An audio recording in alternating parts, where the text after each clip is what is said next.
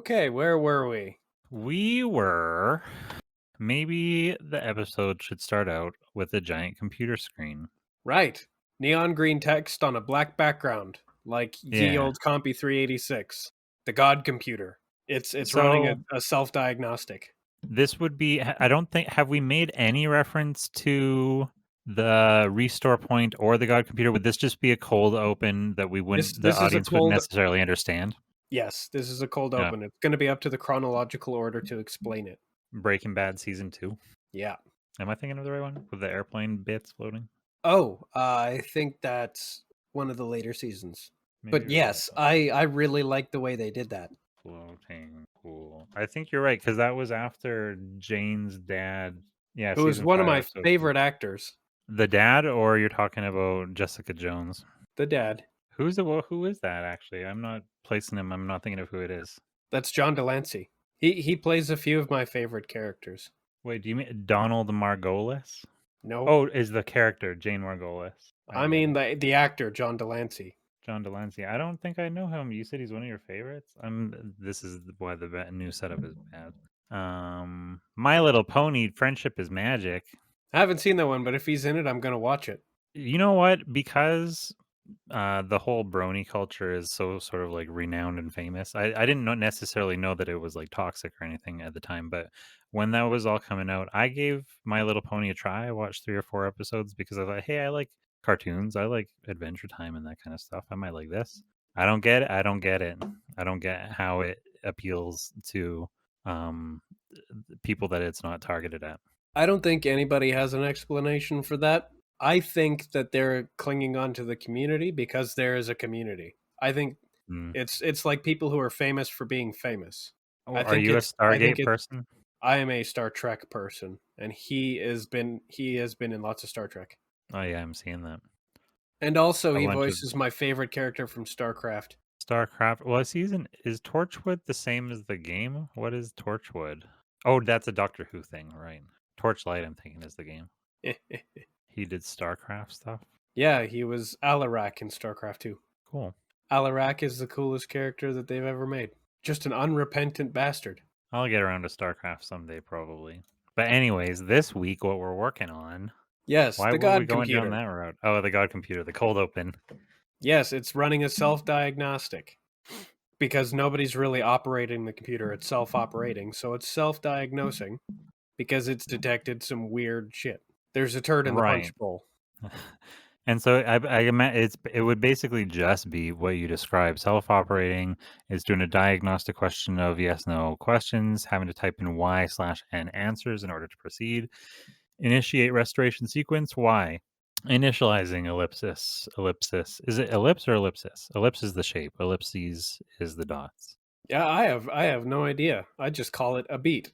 A beat. Okay, good point. Restore point available. Processing. A beat. Corruption detected. Proceed anyway. Y. God hits that Y and will need to smash cut to the chronological order's headquarters where alarms start going off once the restoration procedure is detected. There Yeah, are Chrono the field agents. chronological order has laid the framework for plans. So they have a plan. This is one of their contingencies. So they've got like scanners and stuff that will be able to detect if the God computer hits that button. And the last time we saw the chronological order was 2 episodes ago when they they wouldn't chase anybody into the outside because it's chaotic. Correct. Okay, just making sure. We have established them, whether or not they've like engaged with anybody. Yes, we've established them, and they have actually engaged with our Fargo cops. Right, yes. And the chronological order is going to pick up the crew as they return to real space. Now, before we get to that, so I wanted to finish this kind of cold open. There are Chrono field agents investigating especially anomalous breaches from the outside, such as one. Oh, so they are that you said something happens to come out that's from reality rather than the outside, which would include the crew. So Yes. we see the God computer initiate, and then it cuts to the chronological order picking up the crew coming out from how last episode ended. Yeah, pretty much. Because Okay. outside stuff coming through an outside portal is business as usual. Stuff Right. from real space coming through an outside portal is really weird. So that's worth investigating. And likely to be anachronistic. Yes, exactly. It's likely to be in the wrong time or something to that effect. And I think that we should be making jokes all the time that anytime somebody says like, because I like your joke about we're racing against the clock, says one chrono agent to another, and the guy says you're using time's name in vain. I like the idea that also when somebody accuses something of being anachronistic, like the whole crowd gasps. Oh, that's the worst thing you could possibly mean. That's yeah.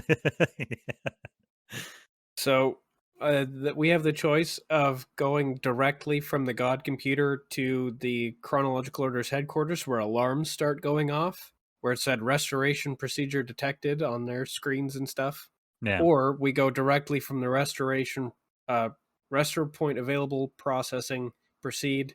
The whole thing gets initiated, and then it immediately smash cuts to the crew popping back into real space. In which case, the chronological agents who go out to investigate their arrival get just like an urgent return to base kind of beep. I mean, I And like then we both. see the alarms and stuff when we get there.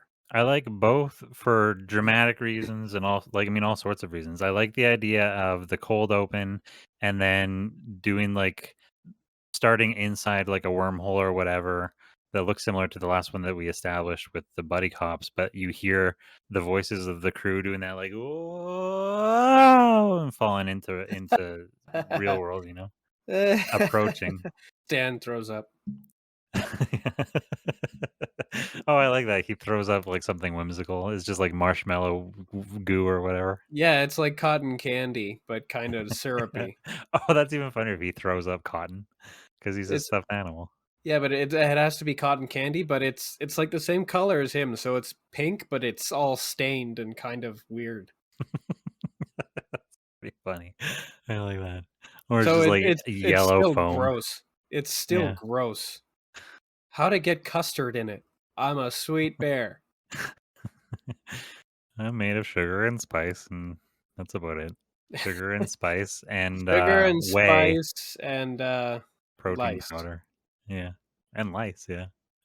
and Anyways, rice. they come I like smash cut to them falling out, and then they have a beat to look around and realize they're in the midst of the Chrono Order, but I also like the idea of cutting to Chrono headquarters so that we, like, see inside their shit because I don't think we've seen that. We've encountered them, but not their, like, culture. That's true, and I think establishing that they detect the restoration procedure as soon as it gets started. That's kind of like that kind of establishes their character as being well prepared. It shows it instead of That's just key. trying to tell it. And could we could include this could be a two birds with one glass ceiling kind of situation where that's just now how I say that. I adopt phrases in general. But it's a two birds thing where they get one signal or indication or whatever that like the alarm for the restoration has started, and somebody says we got to send a crew to go take care of that, and then while they're in the middle of dispatching, somebody's like, "There's another signal coming from the something something," which the something something never has signals coming off, and that's the one that the crew is coming. And I don't know if they have to make a decision to prioritize one or the other or even like split ranks. Like, holy fuck. Like, I don't know.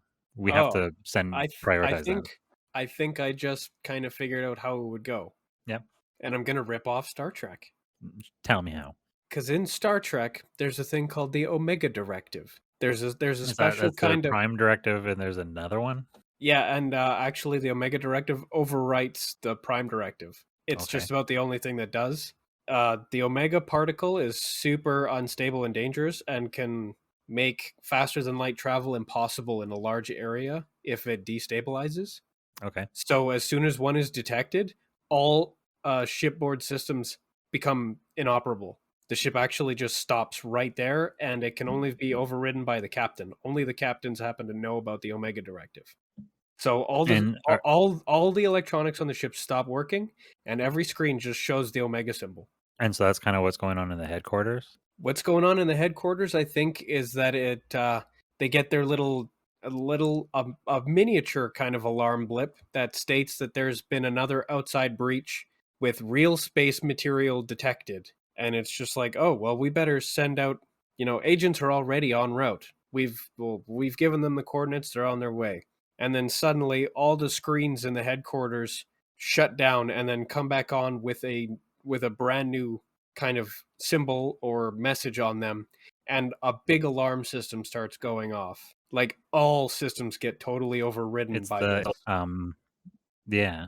The symbol on the screen is the old Macintosh, what's it called? Sand hourglass symbol. Oh, yeah, but yeah, it all all their computers and everything become inoperable as this is detected, and it's now priority number one. Like all other systems are now forgettable and not as important. All field agents now need to be recalled back to the base. This is like a level 5 alert or something. Level And 5? I thought we only went up to level 4, and then the big guy in charge has to come in. he's sharpied in the 5 at the edge of the graph. It does. There's a Hmm. 5, but if you look, the way I've always held it, my thumb has covered it. And so Simpsons all of that joke. occurs. Sorry, go ahead. It's a Simpsons joke again. I recognize it, but I don't know if I recognize it from The Simpsons. The thumb covering the thing. I feel like I saw somebody mention that in a video essay just recently. I've mentioned it in our cast before, but that's how they found out that there was a crayon inside of Homer's brain. Right. Yes. Okay. You did mention that, and I saw it recently. Um, but what I was going to say, I don't know where was it. Oh, so this with the alert and the image on the screen and the what is this called? Oh, isn't Omega a brand of watch? No idea. I don't know anything about watches. If it is, we're stealing the whole name. Omega watch. Yes, it is. So should this just also be called the Omega Directive or the Omega something? Maybe What did you send me? it should be a bit less overt. Maybe it should be the Sigma Directive. I don't want that to dog whistle annoying people though. That's fair. I wanted to make fun of them, but you can't do that without getting their attention. Let me just look at watch brands But list. I did like the old Apple hourglass symbol, the old thinking symbol from the ancient race of Macintosh. Yeah, the ancient. Yeah, But whatever symbol we use, whatever message we use, that's secondary to the overall. The theme is that suddenly an automated system has come online. It's detected a greater cosmic occurrence, and all processes have been halted, and all resources are now being directed towards this single focus. right. Okay, so the one thing that I was trying to ask very simply was that all occurs after a team has already been sent out for the crew. No, Oh, okay. that's our smash cut from the God computer. Sorry, which one is the smash from the God computer? The headquarters? Yes, the headquarters Okay. and the detection of the crew coming through one of the Oh, you know wormholes. what? That's the real space material. And then the big override starts, and then they're like, "Okay, we need to recall all of our teams." So they put in the call to get the guys who were going out to investigate the crew to come back to base immediately. They're there though; they're on site, so they grab the crew and they hightail it back to the base. Right. Unless you've got a better idea. Well, no, I'm just trying to figure out the order of things. They get back. So yeah, we smash cut from the cold open. The crew is being detected. Yeah, so I'm just trying to walk it out. The crew is being detected. A team is sent out. The signal comes in showing, oh, it's the Macintosh directive. Maybe we just call it the Apple directive or something like that. I don't know. The seedling directive. Maybe it's the Uh pair. Maybe it's the pear directive. Everything's gone pear shaped. That's true. And then so they say, "Oh, okay, we need to call everyone back." That cuts to the crew either coming out of the hole, guys, or just cutting to the crew surrounded by Chrono guys. And while they are interrogating them, going, well, "How did you get here? What is the meaning behind all this?" That's when they get the call over their comms, going, "We've got a directive. Everybody needs to come back in." Just thinking that maybe since their technology is so sophisticated, it can detect uh, an operation by God. That as soon as they detect the wormhole that real space material is coming out of, they probably have a drone on site that gives them a video feed of the crew coming through. So we can have the best of both worlds. We can show them popping out. From And the then, headquarters? yeah, from like one of the many computer screens that they will have, just shortly before the I almost called it the Omega Directive starts playing on all their screens. Do they speak to them through the drone on, like, a loudspeaker, or do they still send someone out, and No, that's how we they have an extraction team already en route as soon as the Okay, breach occurs. right. Everything is very automated and efficient. This is the chronological order. They do So things on time. we see them pop out on the monitors, and then we zoom into the monitors, and we're in that scene? Not yet. Not yet, okay. We see them pop out, and we hear that extraction team Bravo Foxtrot or something is already en route, and then we're about to have a something somebody says is interrupted by the big pear-shaped directive, and that's when everything goes offline and switches tune to this new inhibiting directive. And then they're like, that team you just sent out, we need to bring them back in immediately. So they get the call, and that's when the extraction team reaches the site. And since they've just been recalled, they have to bring the crew back with them. They don't have time to interrogate them on the scene. Okay, so that's how that happens. We need to move past this because we've been talking about it for 20 minutes now. Yeah. Um, So there's a drive back to the headquarters. you I said there's an assume the crew has exposition jump during questions. that drive. Yeah, I assume the crew has some questions. Is there important business that's going to occur? So they're being taken back to the headquarters. Is there a reason that they need to do the exposition dump on the drive? Is something gonna occur at the headquarters? I mean, did the crew get into this unmarked van by choice, or did they have to be manhandled into it? I assume they've just been fucking abducted. Yeah, that's what I'm imagining also. And I assume also that if you've been abducted, you're going to start asking questions. Who the hell are you guys? Where are we going? Why is this happening? Are we back in the proper normal Earth? And then I think all those guys, and I think those guys would be making a bunch of vague references to, but now is not the time for questions. There will be time for that later. Yes, much time. I think they should definitely pull that joke, and then somebody should get hit upside the head with something. Oh, these are the guys that are always taking. These are the guys that take Time's name in vain. Too many liberties with time. Yeah, you need to be a bit more reverent. With this is a professional operation.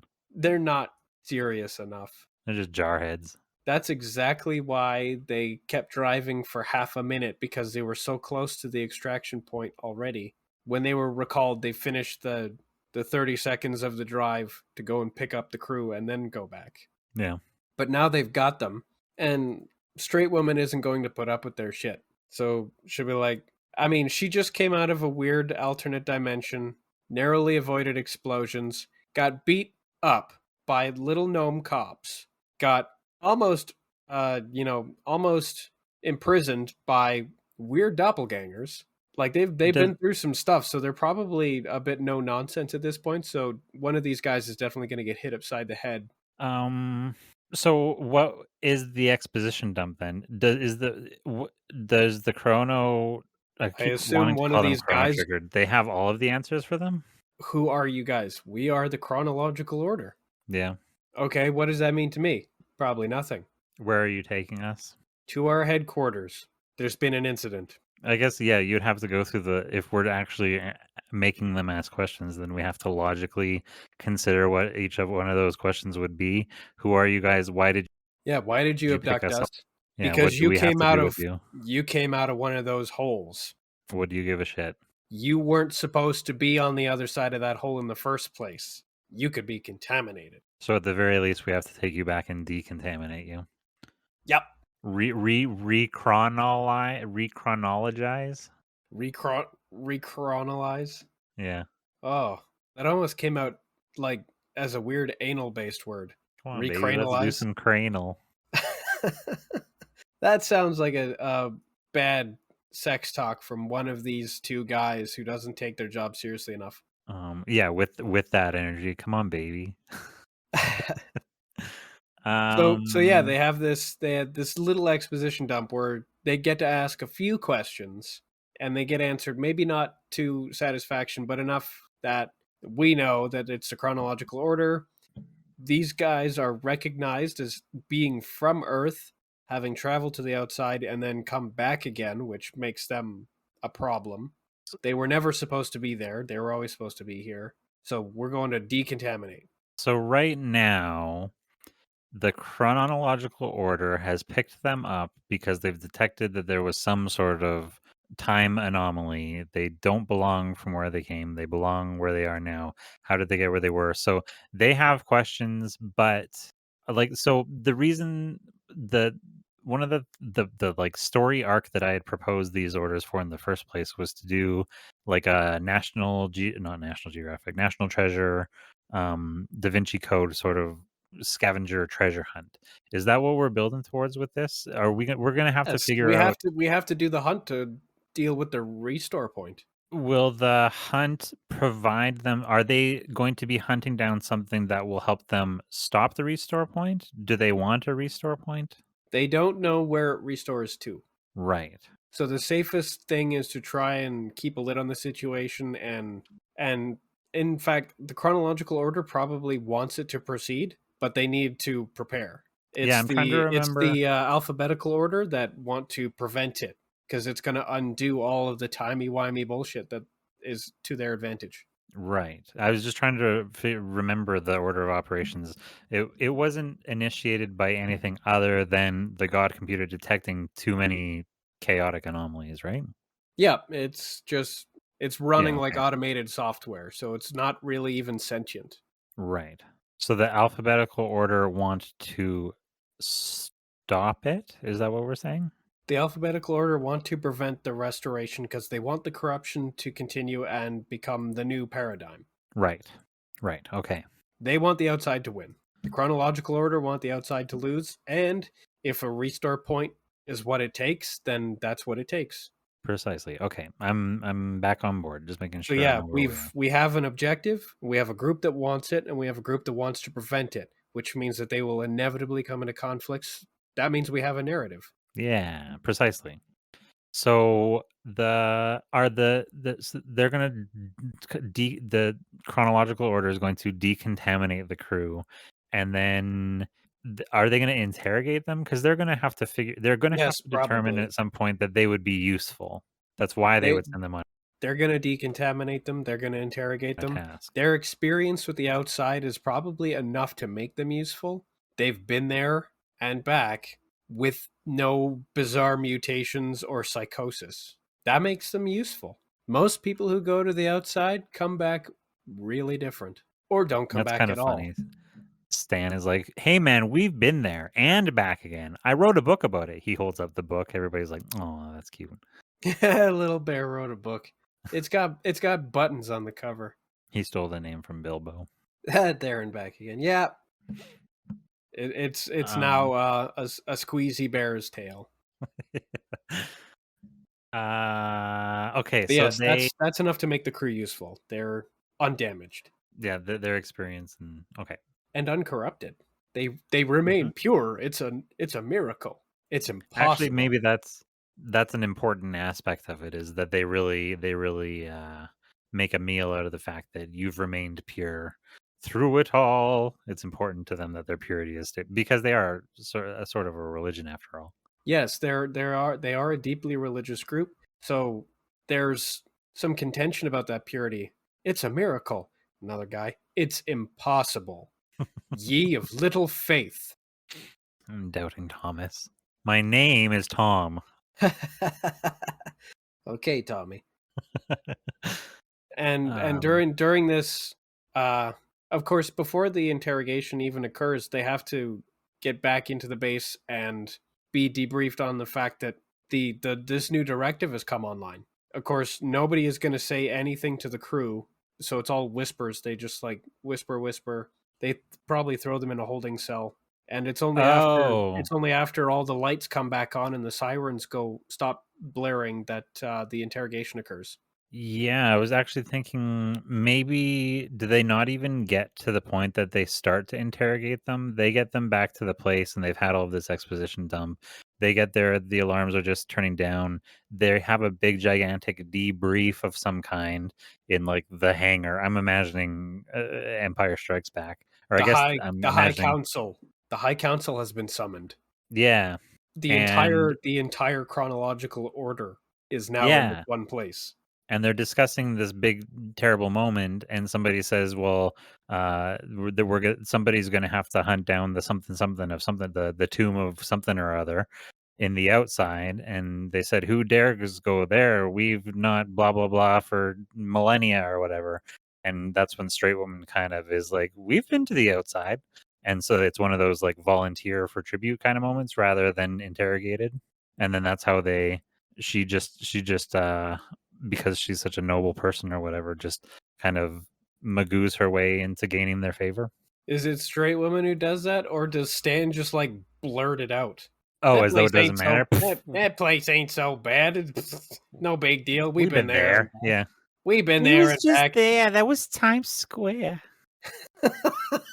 I don't think Straight Woman would volunteer herself for a job. She still doesn't know these people. Right That's now true. they're all religious nutcases to her.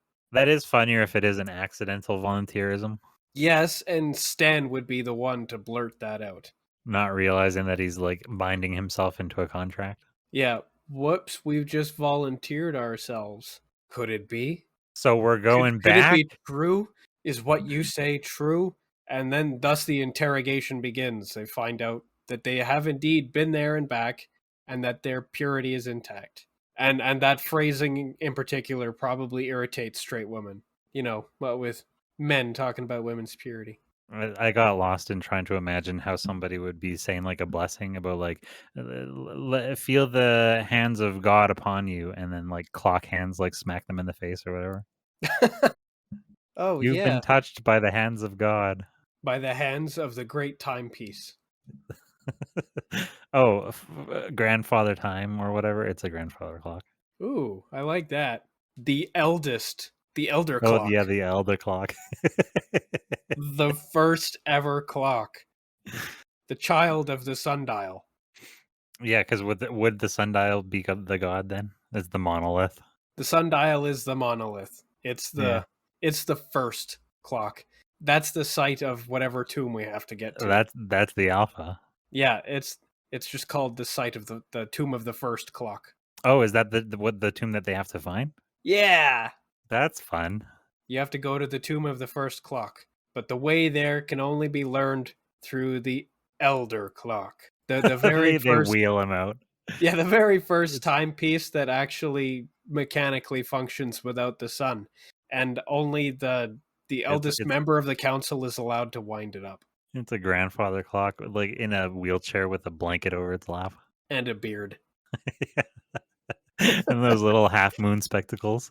Yeah, just give it all the elder tropes. He's wearing like a bed gown, a nightgown. Oh, and it should also be roughly in the shape of a person in a wheelchair, like you see in the wheelchair signs. So it's not like a single straight shaft for a clock. It's in a Oh sitting yeah, configuration. it's articulated. It's got a lap and knees and everything. Yeah, Yeah. the elder clock knows the way, but it hasn't spoken since such and such a time. And It hasn't chimed in millennia. Oh, that's funny. I'm having all sorts of fun with this guy. There's a retard who is a broken clock who's right twice a day. oh, he's mad. The village idiot. There's one person who believes in him. He's not stupid, he's just mad. But he's lucid Yeah. twice a day. Twice a day, the wisdom that, the wisdom that's deeply hidden underneath his madness comes out. I like the elder clock though. Yeah, They just call definitely. it the grandfather. Bring out the grandfather.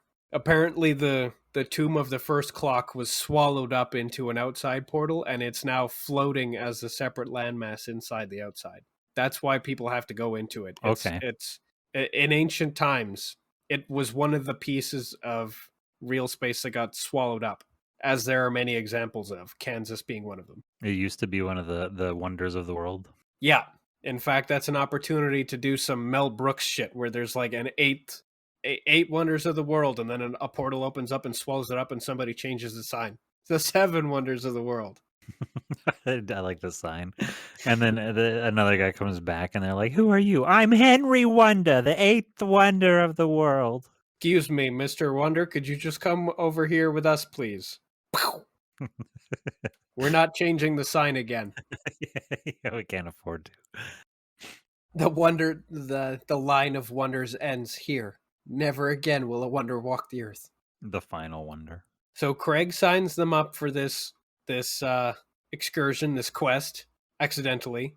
They get basically strong armed into accepting because that's the only way they're going to be allowed to really go free because the chronological order has people all over Earth, and they've promised to not only send the crew into the outside, but they've also promised to extract them, so safely bring them back into real space where they belong. Yeah, I guess they would have to make conditions, right? Yes. Because I don't know if they're necessarily threatening them, but I don't know if they're going totally under duress. No, and They get they convinced. they did go in there to get Tucker and Todd, who still happened to be there. Oh yeah, I guess So they could mention that as an afterthought. They're like, oh, since we're going back, we can try to get Tucker and Todd again. Oh, I forgot about those guys.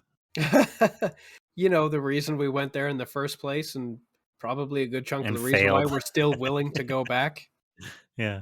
we have to get them.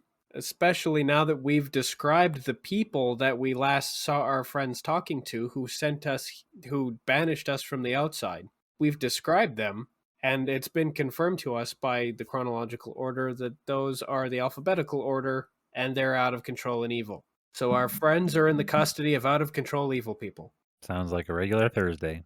Doesn't it, though? So, yes, all of the right conditions are made, and it's agreed upon that the crew is going to go back in for one last crusade. They somehow get the grandfather to start talking, and by this, I mean, Craig, like, winds it up. Winds up the clock. Yeah, and the hands spin around until the face falls out and it's a map. Ooh. The face of the grandfather, is he like perturbed that his face has fallen off? I think that the hour and minute hands should be its mustache. Oh, of course. Like And once they start spinning, it gets unhappy. what's his name? Not Lumiere. Clock. What's his name? Portrayed by Ian McKellen, who even knew? Cogsworth. Oh, shit, I had no idea this had already been done. Well then, Cogsworth, thanks for that. We're borrowing it. Yep. He's got a long beard, long beard, but yeah, he's got a mustache. Well, it'd be kind of funny if his mustache was kind of like bent and crooked or curly or whatever, and they're like, "Did you do something different with your mustache?" And he says, "Nah, it's a copyright thing." I thought you weren't supposed to talk. Oops. So his face falls off and it's got a map in the back. Did he know it was there? Is he thrilled that it's been found, or is he surprised or whatever? Or is he still unresponsive? I think the grandfather is so old that it forgot it was there. The grandfather was just totally unaware of it at this point. He's like, "Oh, forgot all about that." It was forgotten to the sands of time. Camera cuts to the sands of time. Hey. It's just like a little bag. Oh yeah, a little squeaky voice. Hey. It's kind of like a burlap sack with a dollar sign on it, only it says time. It's just a sandbag. Don't look at me. Yeah. Yeah, don't look at me. Turns out the sand of time was somewhere in the German trenches. And so is the map of somewhere in the outside that will guide them to the tomb, or is it a map of the tomb itself? It's a map of the tomb itself as well as the surrounding area. And the best part, the map is inexplicably real time, like as in it's animated. You can see stuff floating around as depicted in the map. Oh, magic. Yes, so it is a direct one-to-one representation of the actual location that it's in as it is now. Okay. Stuff like that would be heretical. For the chronos? Yeah. It's a real space object that's directly connected to the outside. Yeah, that's It interesting. shouldn't Oh, be. so does that mean people have a response to the grandfather having that? Did he get what's it called? Anathematized? The grandfather probably doesn't, because the grandfather can probably overrule them. But somebody, especially one of the younger members, somebody a bit less tolerant, somebody a bit more gung ho, a bit more rules focused, probably goes, anathema, anathema, heresy. Have And we the also grandfather had probably just vetoes that. It must be done. have we Hmm? I'm trying to think of an analog. You know the main character from Atlantis, Miles or whatever his name is? Yeah. Have we had like a historian or an archaeologist who is a representative, like Lily? Yeah, a historian, who is a member of the Chronological Society who recognizes the map on the back of the grandfather's thing, and even though a lot of people are like disturbed and upset by like how heretical it is, he surges forward and is like, I'm aware of something, like even though it seems anathema or antithetical to the chronological this society, he recognizes it for dating back to some old tradition or something like that. And so he's like a new guy who joins the crew and's like, I'll go to the outside with you, even though it's strange and terrifying for them. He's sort of a black sheep guy. I like that. Then we can have a friend. Yeah. Yeah, okay. I'm all for it. One of the order, and in fact, a peer of the guy who's really rules oriented, who's like, that's a heresy right there. He goes, oh, that's the map of the chart of such and such. Yeah. We thought it was lost. We thought it was myth, legend. Yeah, I like the myth legend idea. Like we have only told stories about it. I never thought it was real. It was used by the ancient members of the order to Oh yeah. categorize and track lost pieces of Yeah. our history that had been swallowed up by the great enemy. It's He's the one guy that all of his peers actually like can't stand because all their traditionalists say that it is legend, but he believes it's true and he's been trying to prove that it's true, and now this is finally it'll prove his thesis whatever. oh, he's vindicated. Yeah. So he's all about coming with us. He wants to see this place for himself. This is his life work. Not just the map, but the tomb. And actually In that fact, might be kind of finding fun. the tomb would have been his idea then. We It need to would have find the been his tomb. yeah, he proposes that's why we have this, we can do it. That's what we need to do. Or maybe he proposes it and then he says, "If only we had this," and that's when it's discovered, something like that. But also, for the fun sake of following the narration all the way to a weird T, he could become, what's the word, disenfranchised by what he actually finds. He's so gung ho about it, and he thinks it'll prove one thesis, but it actually ends up proving the opposite or something totally different. You mean what he finds in the tomb? Yeah. Delegitimizes a lot of the rhetoric of the chronological order. Yeah, it turns out that the chronological order is like what you said. It was just created as a hate response to the alphabetical order, but it was actually created by alphabetical order founders or something like that. I think the truth he'll find out is that real space originated from the outside rather than the outside being some kind of Oh yeah, of course. abomination. I So like that. it's actually the source. It's not the great enemy that they all chalk it up to be. Right, I like that. It's the primordial Play-Doh from which the rest of creation is fashioned. Now, I know I'm like fast forward into the future a little bit, but do you think that returning with that information and attempting to share it with his people would ever work, or would he get tossed out now he's a part of our crew? The best part is we never have to explore that because of the restore point. Oh, right. Yeah, no kidding. But some parts get left in, and I think Milo should stay with us. Oh, well, we're definitely calling him Milo now. That's just a good name for this guy. Yeah, Milo Cyrus. But yeah, some parts will fail to be, set back. So like bits and pieces of memories will persist. It won't be a perfect rewind. Right. Oh. Well, hang on.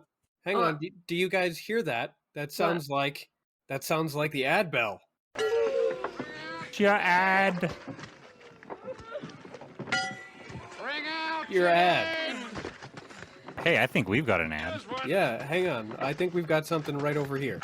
Ninepence. I'm not. An ad. What? Nothing. Here's your ninepence. I'm not An dead. ad. I don't want to go on the car. Oh, thanks very much. That's all. See you on Thursday. Right. We have an ad, everybody. Yes. Yes.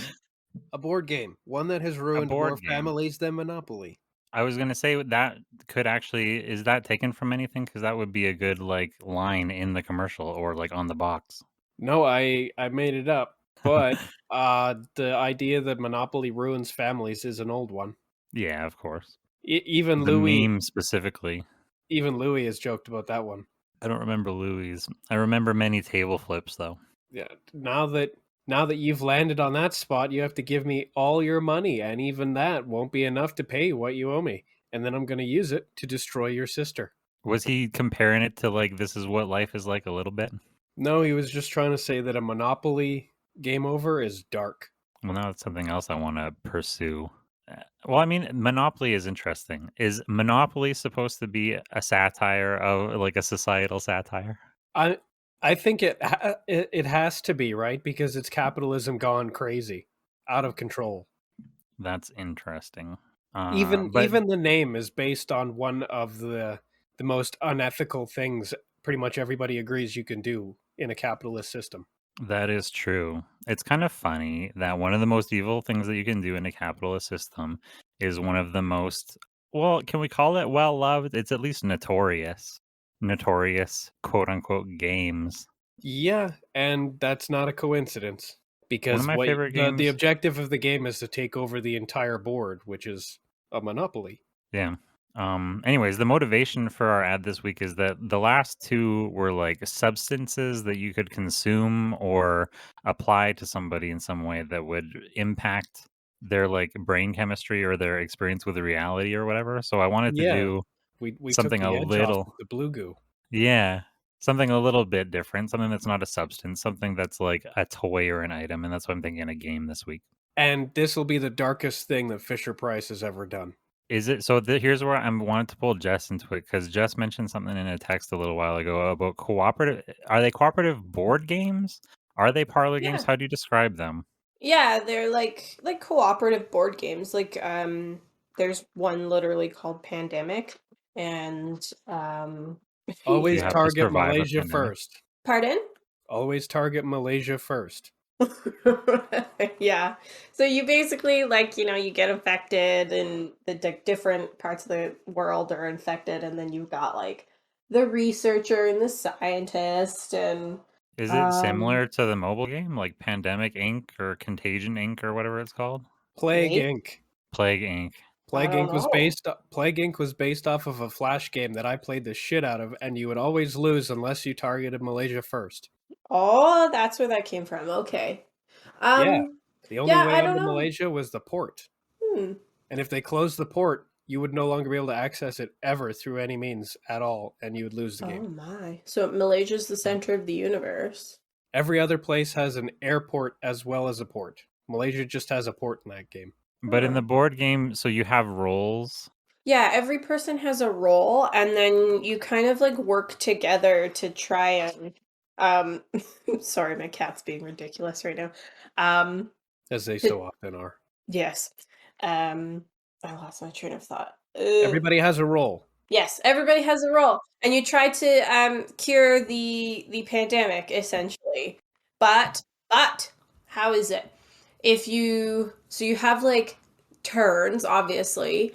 Um but then sometimes like every turn you pull more cards and then if you pull your like your country or your city cards and you basically have to like if you haven't cured them then you keep adding little pegs to the area and it can just kind of keep getting infected if the um amount of pegs is maxed, then the pandemic will spread to the surrounding cities.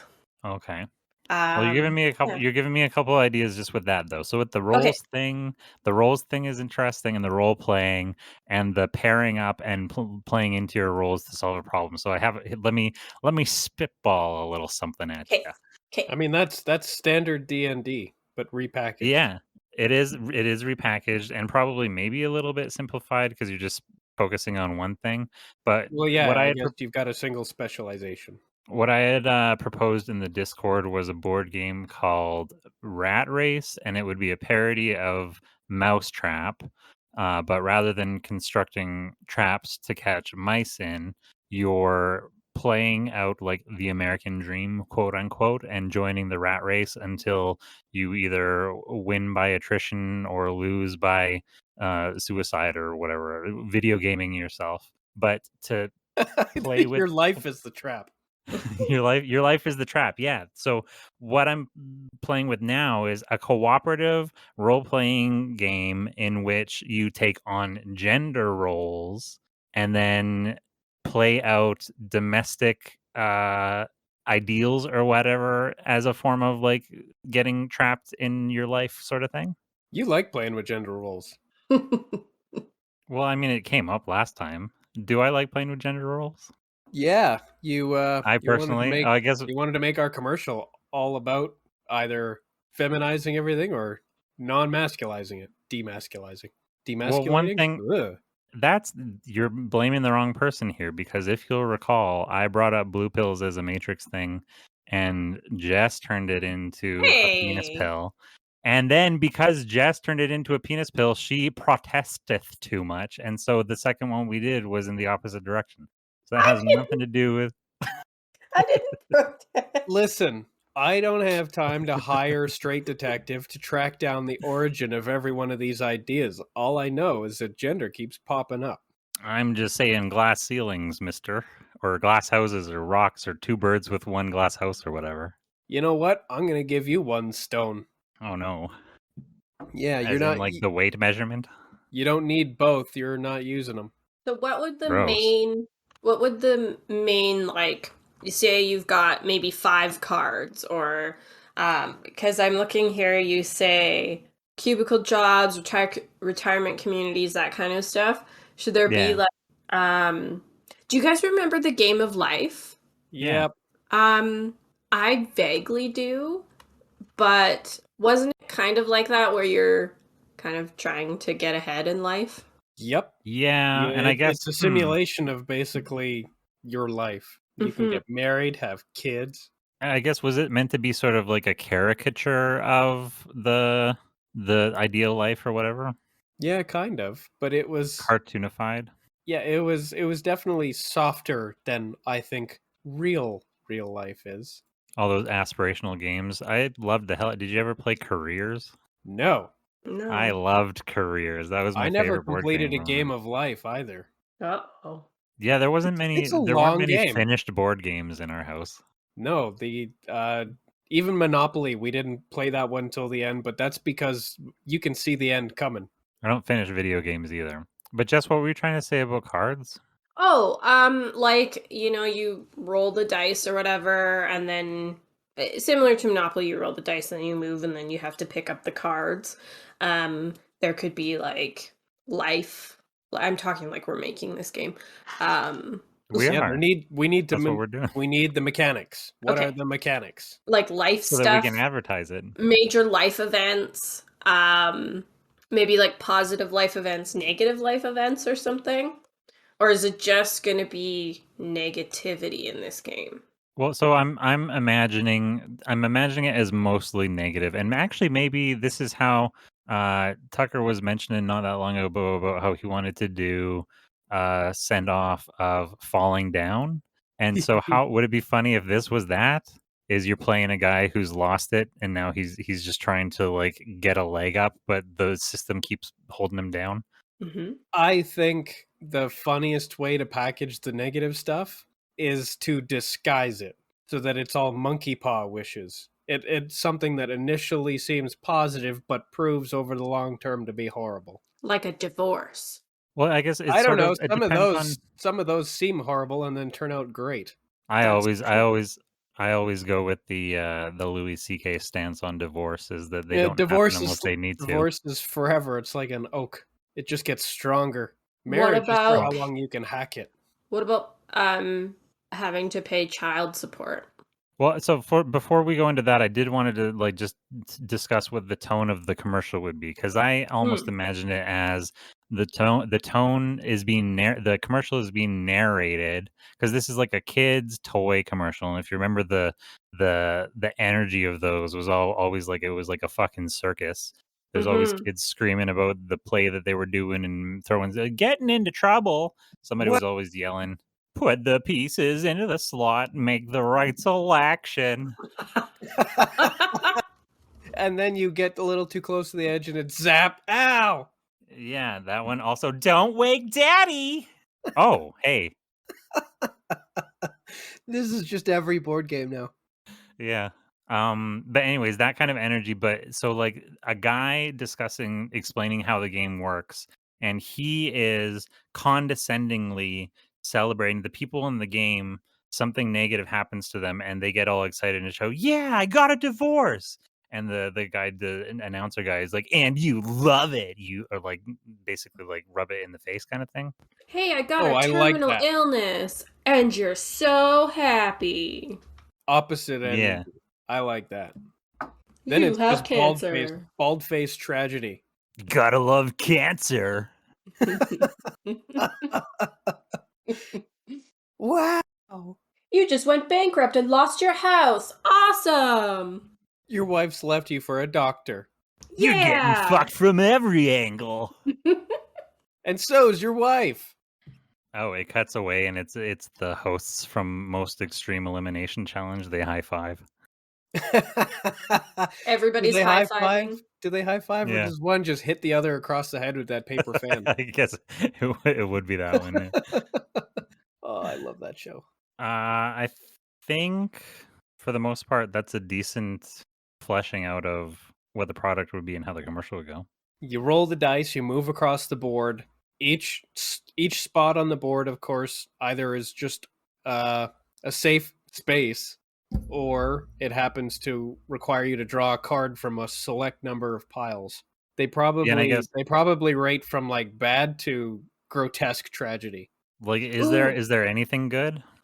I just had an idea. Probably. Go on. Oh, sorry. Go on.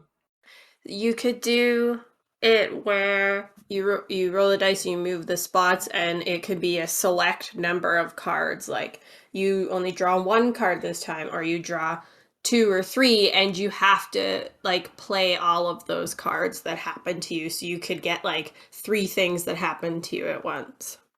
Oh, you I like can have that. a tragedy pile up. Yeah. Oh, I like also a tragedy pile up, and then you hit rock bottom. Oh, go to rock bottom. Do not pass go. Do not collect $200. Yeah, actually, you have a stack of money that you're doled out at the beginning, but you're just paying tax on every move that you make. Oh yeah, there's no way to make more money. So the money you have at the beginning is just all the money you have in the world. Yeah, it's pay to play. It's not. Yeah, it's not pay to win.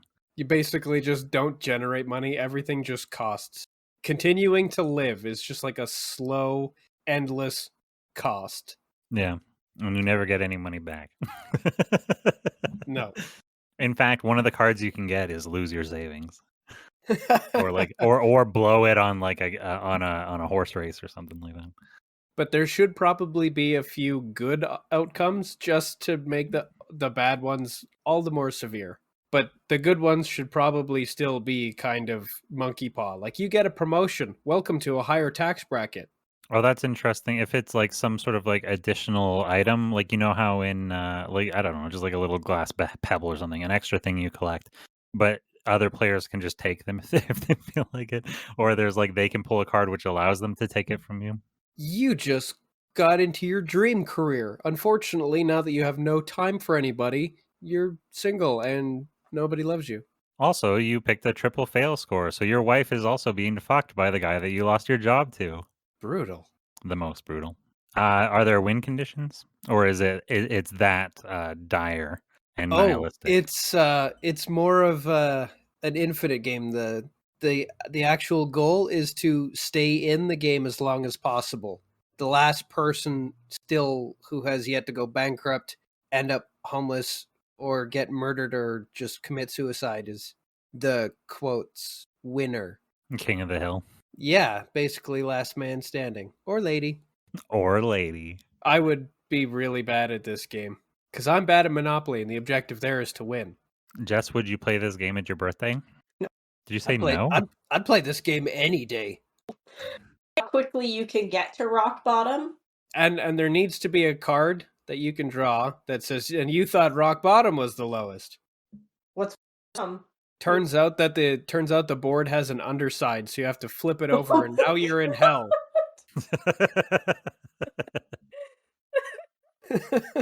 Oh, speaking of which, have you heard of these puzzles where, like jigsaw puzzles, where the image on the box is like a couple seconds before the image that you're putting together? Oh, that sounds what? exploitable and horrible. Why ever would they do that? So it's already complicated. It's like a Where's Waldo scene, like a comic strip scene or whatever, but on the box. But then like everything happening in the actual puzzle is like consequences of what you see in the scene before. That's just ugly, and also means that the cover no longer gets to serve as a useful visual aid. I mean, you You're- can kind you're- of figure out which characters are in which corner, but that's it. You're going in blind. Yeah.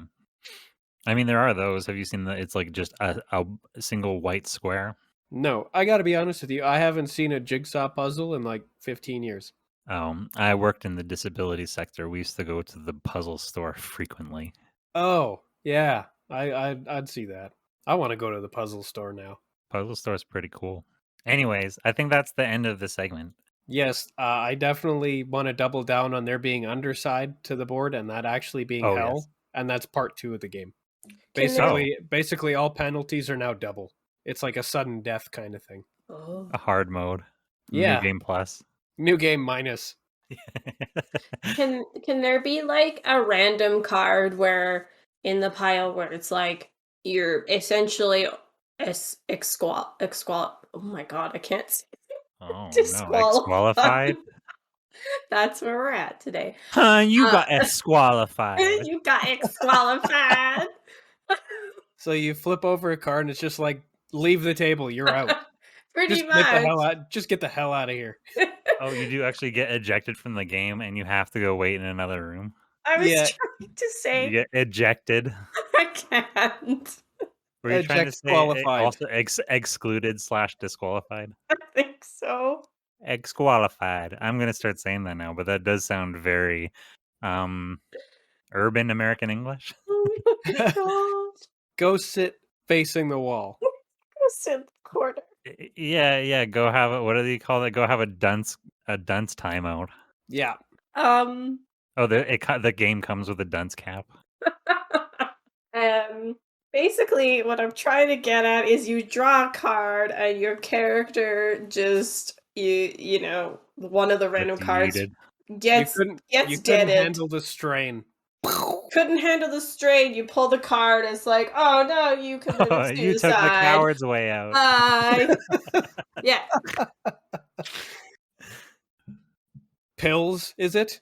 There Shotgun. could be like 3 Yeah, in there's the pile. probably 3 instant lost cards in there somewhere. Yeah. Shotgun, but pills, also hanging. worse than that. The worst fate is the guy that tries the shotgun but fails, takes off half of his face, and now has to like live with the story. Oh. Because there's always that guy. Yeah.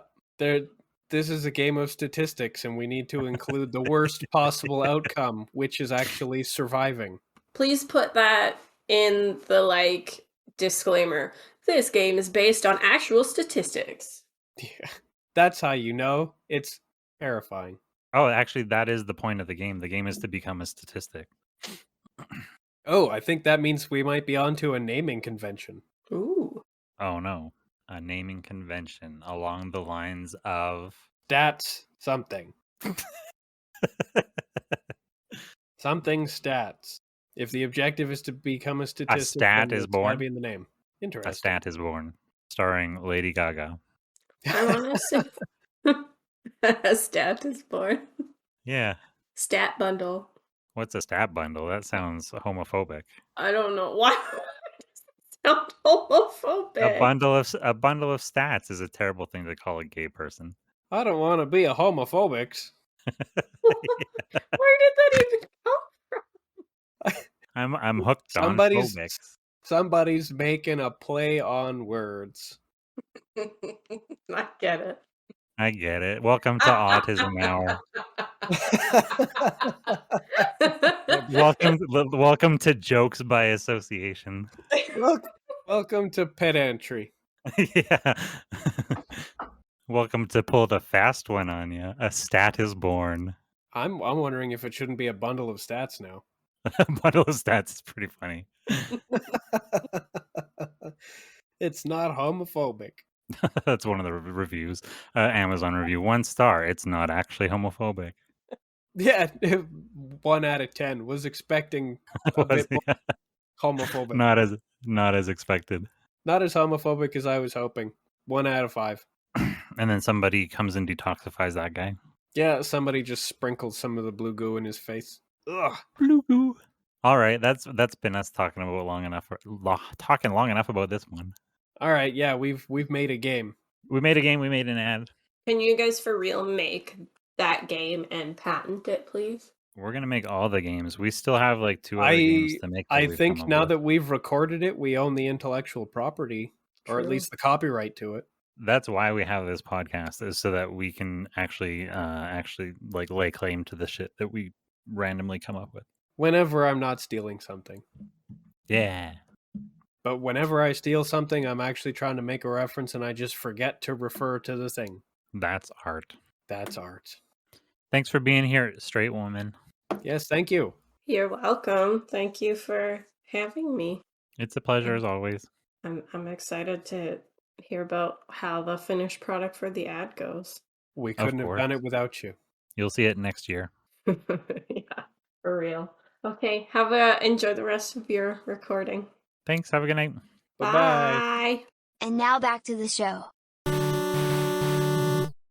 But now that everybody's agreed to go on this quest and we've done some exploration of the map and a little bit of chronological order history and about how this artifact was kept along with others as a way of using the outside's power against it in very small amounts in order to keep track of where their own sacred sites were that had been swallowed up by the great enemy.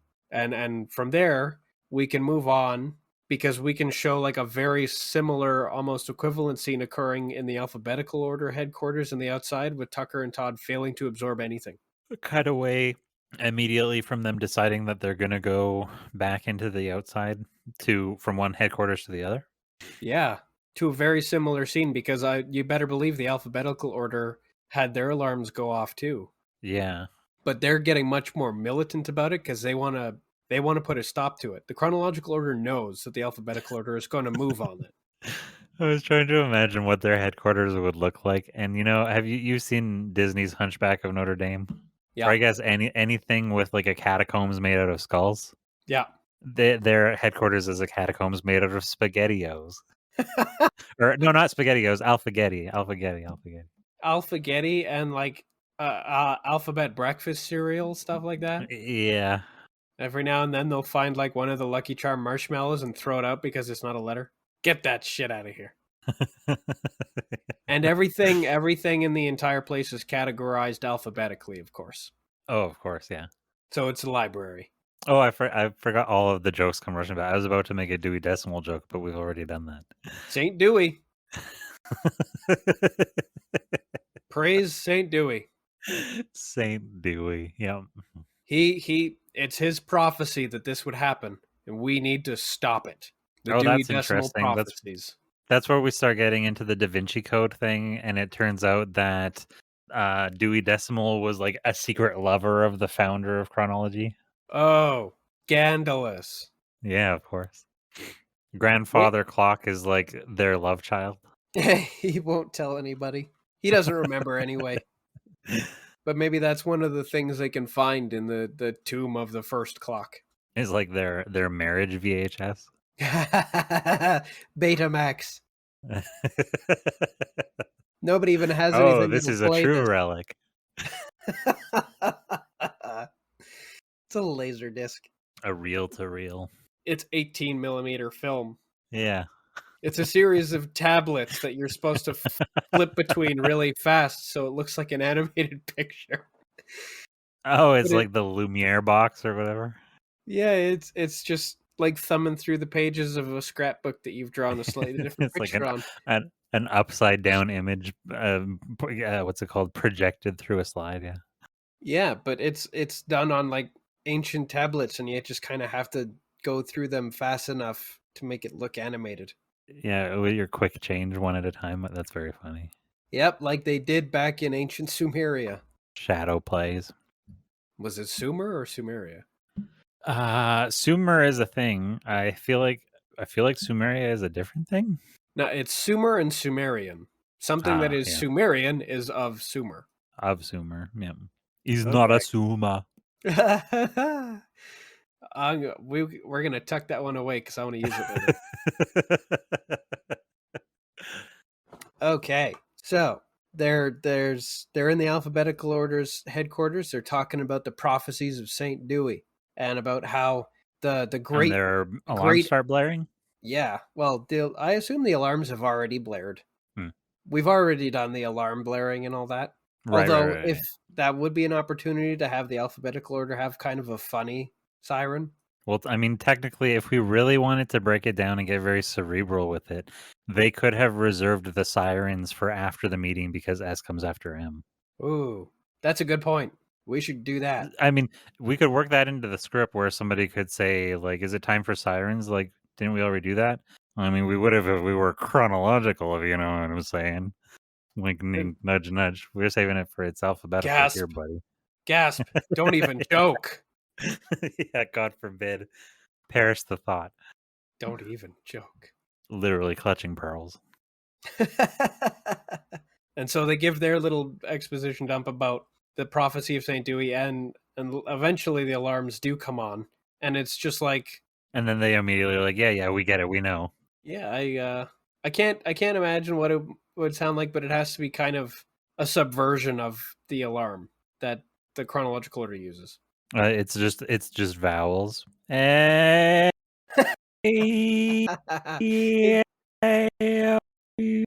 just just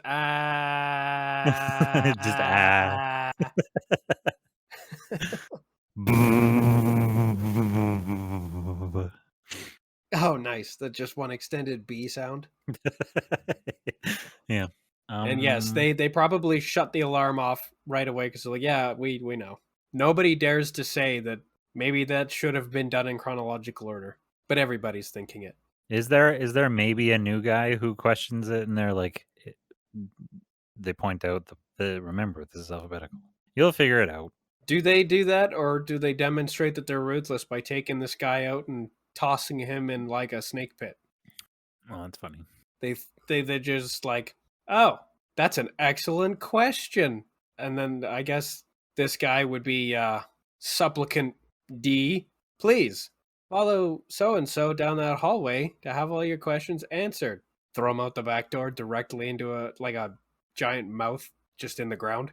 I was trying to think about how the snakes would get in trouble for hissing because it's not time for S's yet. Well, now we have to ask the more important question: is a hiss an H or an S? Because the onomatopoeia is a Z, but does it really start with an H? A H. I don't know. That's getting into the weeds. Yeah. That's how you get thrown in the snake pit. That's how you get thrown in the snake pit. We're at the meeting has occurred. They've done their exposition dump about what their plan is. What is their plan? Their plan is are Tucker and Todd there? Yeah, Tucker and Todd are there. They're barely paying attention. But the plan is to basically siege the tomb. Are they going to try to as in defend it from anybody getting into it? No, it's the chronological order that want to make sure that the process completes, and the process needs to be completed in the tomb for some reason. Somehow it has something to do with the first clock. The alphabetical order wants to prevent the restoration process. So maybe do they want to destroy the tomb? Destroy the tomb, destroy the first clock, whatever they have to do to get this operation to stall out and fail. Oh, right. I was going to say, yeah. So how do we put specifically Tucker and Todd at against the crew? Are they sent? Easy, because Tucker and Todd are eventually kicked right out of the alphabetical order entirely, and their doppelgangers are brought in instead. They're actually useful, and they have a score to settle with the crew. Oh, I like that a lot, actually. Yeah, so it's only going to take a little bit of Tucker and Todd not paying attention, goofing off, eventually starting to play shadow puppets with some of the tools that happen to be hanging around in the projector room before they're just thrown right out of there. And then they just don't worry, we have an alternative. and then they just like open up door number 2. Excuse you, that's door B. Sorry, I'm sorry. Door B, door number B. And so door B opens up, and then there's the Tucker and Todd doppelgangers. And they're perfectly willing. Yeah, I like the idea that they're perfectly willing to play along. Yes, some for some reason the Dewey's prophecy involves that figures that are described as resembling Tucker and Todd, so they're essential to the prophecy. Okay. So if the original ones don't want to help, their quantum duplicates can do it. It has something to do with their names being a double T. They think that's important somehow. Yes, their names will be the same letter, and one will be tall and then some. I don't even know if I can say that. I The don't think con you men can. from Pinocchio. Nice. I think they're a fox and a cat. Yeah, they are. Yeah, those guys. That's who I imagine our doppelgangers are like. Yeah, Gideon and Honest John. Honest John. Gideon is a mute cat, and the partner and sidekick of Honest John, a shifty con artist. Yeah. Yep. That's the kind of energy I'm okay with. Shifty, no scruples. So yeah, now Tucker and Todd original flavor have been cut loose. Once again. That's kind of funny. Anything specific to do? Do we have any leftover premises that we've never discussed for them to run into, or they're just out of the picture for now? They're just out of the picture for now because we're almost out of time. I guess that's true. How do we wrap this up with the continuation of what the crew is up to? Or what do so we get these two guys, we're set off, and we've got the two teams that have now discussed who they are and what their plan is, and then we've got the reveal of the doppelgangers. What we really haven't done is properly address the WAP. Oh right, yeah, that is what we're using the rest of the leftover time with. We need to catch up with our buddy cops and where the WAP is. Well, the WAP has just finished, coming into being, manifesting. Now it needs to basically forcibly open up a portal to go back into real space. I'm trying to figure out how we should treat this, because that was the end of last episode. Is that actually how this episode should start? Is with that, or should we make references to it, like what's the word? When you put an egg and it's warming up. No, I think I know how it'll work. Go ahead. Now we do cut back to the chronological order as they prepare to send the crew into the outside with Milo. They use a forbidden ritual. We cut back headquarters? Yeah, from the Alphabetical Order headquarters to the Chronological Order out in the field. Okay, doing a ritual. To open a portal to the outside. Okay. They're doing a forbidden ritual, so it creates a different kind of portal than, the normal ones. The crew is going to go through the portal, but it's not going to close. The WAP is going to start leaking out? Yes. The WAP is going to force its way back through using this ritual portal. So the chronological order is going to be hoisted by their own petard in a way. Is it going to come pouring out all in one glob, or is it going to be spraying out like a busted dike? Gross. So basically,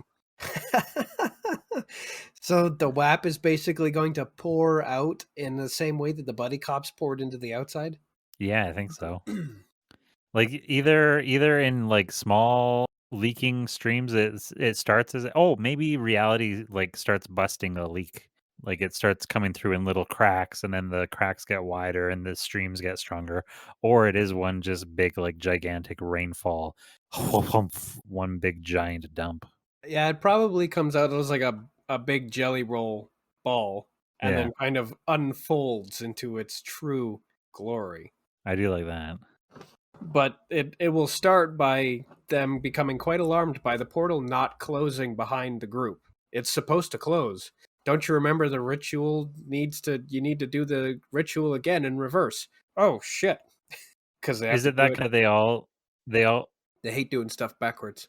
I apologize for talking over you sometimes. I don't know if it's just me having internet lag, but I'm getting a little bit of you coming in after you've finished talking sometimes. So I apologize if I'm interjecting.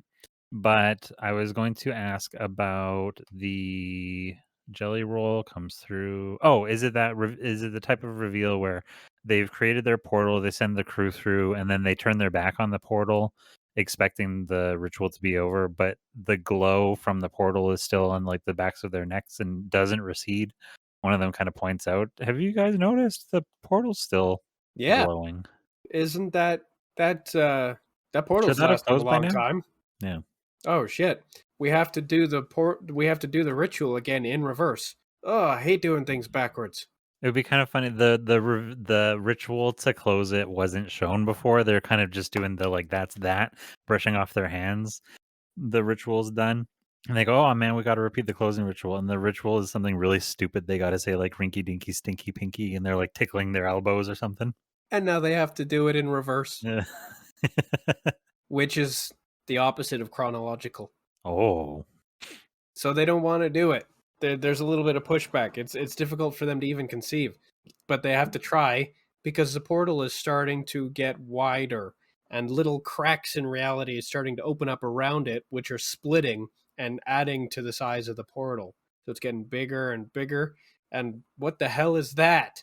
Something's trying to push its way through. Oh, the humanity. Oh no.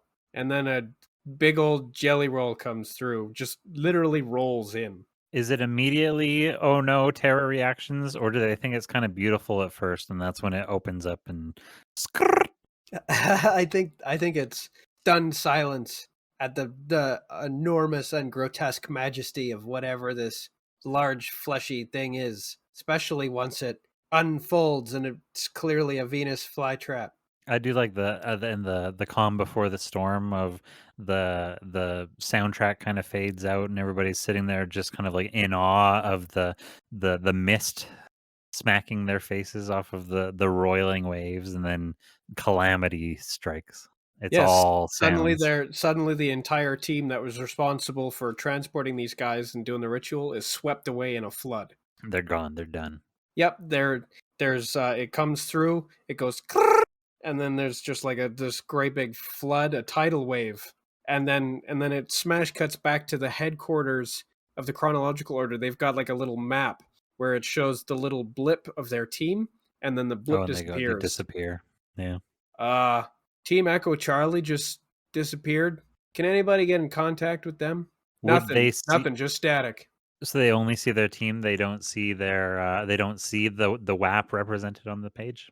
No, but they another scanner picks up probably like a category whatever breach in progress in the same area where the blip just disappeared.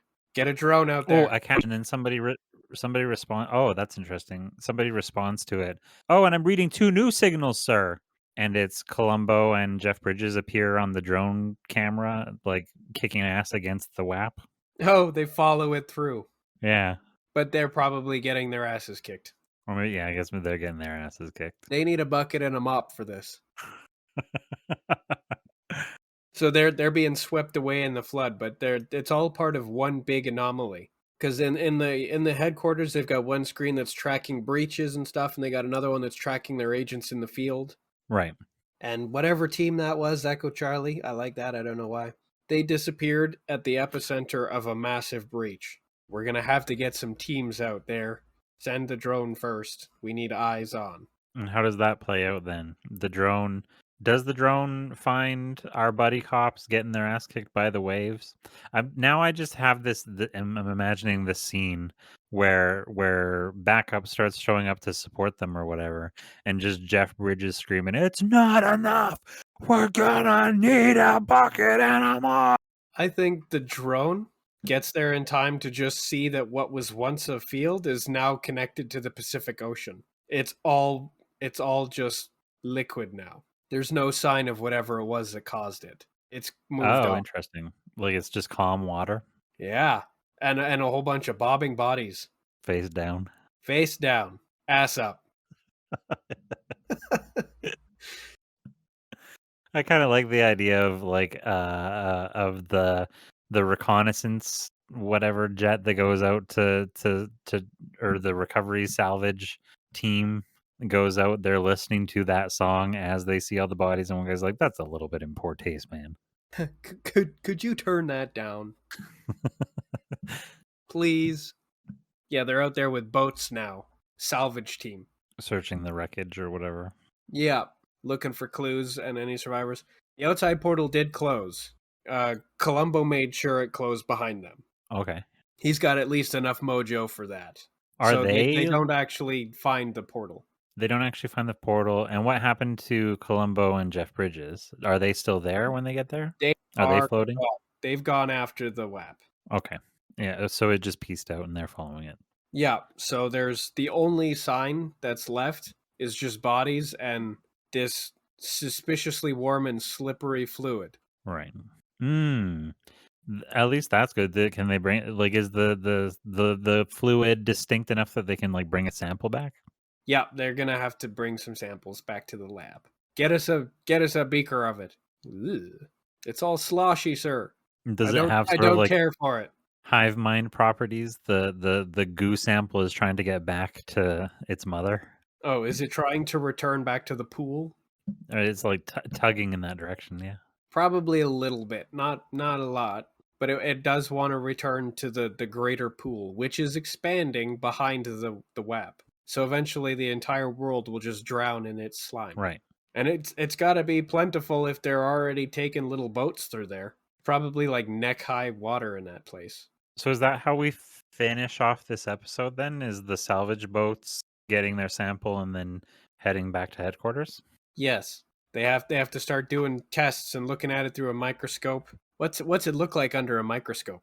Does it have a cellular structure and all the cells look like butts? Kind of funny.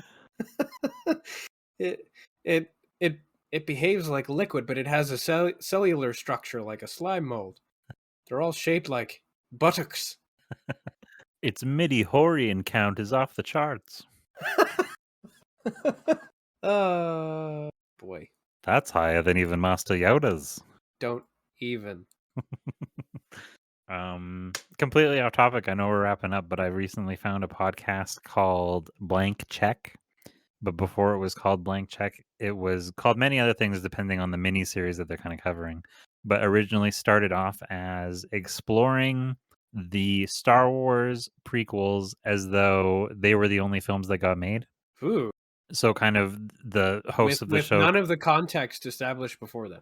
Exactly. Like the host of the show knew that the context existed, but they're acting as though George Lucas made like American Graffiti and VHX or whatever it's called, and then he made a Phantom Menace, and then like all references. Anytime treating anybody that makes like it was the first chronologically released film, so that the opening Jedi scene is totally inexplicable. Who are these guys? How did they do that? What's up with these laser swords? Because all of these things were introduced in exposition in A New Hope. A lightsaber, a weapon of a more civilized age. Well, it's all fan references. It's a fan service film. Yeah, and it depends entirely on context already established in the previous films. Like the way that they treat, like, who gives a fuck about this R2 character? He's like a ship repairing droid, but they're acting like he's like the fucking protagonist of the series. It's a fun thought experiment. Are you saying he's not? What's that? Are you saying R2 isn't the protagonist? I think Queen Amidala is the protagonist. I don't think Natalie Portman has been the protagonist of anything I've thought about since I was like 14. When I was 14 was when she was wearing that ripped white jumpsuit. Yeah. But I think R2-D2 is the central character of all of these films. Especially when he gets shot and screams. I wish I could do that noise. Nobody thinks there was a single noise else. I wish I could do that noise. Yeah, that'd be a pretty good one. The sounds these things make. Somebody designed them to be able to do that. I will say in Lost Ark, there is an enemy type in one specific corner of the world that, and being as it's an ARPG, enemy packs are in like large groups that swarm around you, and they all individually scream an R2-D2 scream, and so it's sort of like that the meme of pressing down all of this. Oh yeah, screaming, but it's all screaming R2s at the same time. I love the chicken stuff. I think we should find one of the screaming chickens in the tomb. I like that, yeah. The very first one. Forgotten to time. Lots of relics in there. Oh, all of the relics. Betty White is in there. Ooh. Larry King. They're all dead. Betty White and Betty Boop were having a thumb wrestle. There can be only one Betty. Yeah. Oopsie boopsie. Anyways, I think that's our whole story for this week. Yeah. The WAP is successfully penetrated. The WAP has been penetrated. It has penetrated. Yeah, we're not going that other way. Nobody's that brave. We've successfully set it up just barely across 2 episodes. This is episode 10, so we've got 3 episodes left. I think Yeah, that'll and now that'll tie together nicely. we've actually reached the point where we know what the goal is. Our end game. Yeah. Yeah. The orders are now going to collide for real. Yeah.